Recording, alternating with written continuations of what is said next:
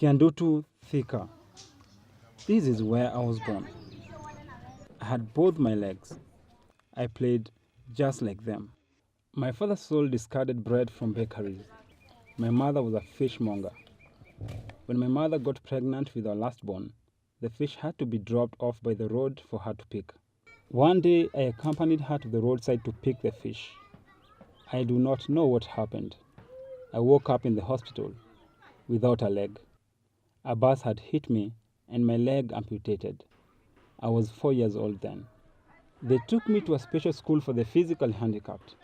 But during holidays, I played football with everyone. It taught me I was not different. They called me La Liga because I loved the Spanish league. After high school, my parents could not afford to send me to college. I came to the city.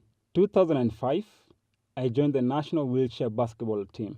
But every time inafika time ya kwenda games wanasema Dalmas, wewe ni young, wachia wengine waende.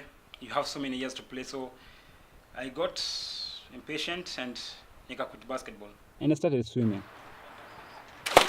2006, I competed and qualified for the Commonwealth Games in Melbourne, Australia.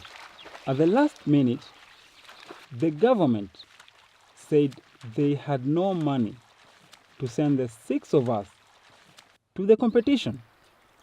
I wrote to the newspaper that Valentine's Day expressing my anger. They published it. I joined Pamoja Dancers in 2008. In music and dance, I found joy, happiness, freedom. I danced locally and internationally in France and in Australia. Then in 2010, I met Mehmet Turkesh, former Turkish coach who was in Kenya. Mehmet got us together and formed the first soccer team for amputees. He funded it himself and I was the captain. La Liga was back! Some of us could not afford the bus fare. So Mehmet bought each one of us a bike to cycle to training. I did not know how to cycle. The first day he gave me the bike, I practiced in my kitchen, in my bedroom. In 2 days, I learned to cycle. 4 months later, I was competing, doing 90 kilometers, which I finished third. Then 120-kilometer races.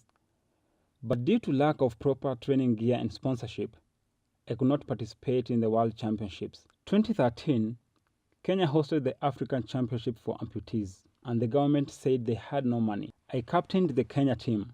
At the opening ceremony, we the hosts had no uniforms. Someone found some old uniform, and we got to the pitch. We became second last. I went to Turkey to play professional soccer. I came back again and captained the Kenya team to the Amputee World Cup in Mexico 2014. On the morning before our departure, again the government said, no money.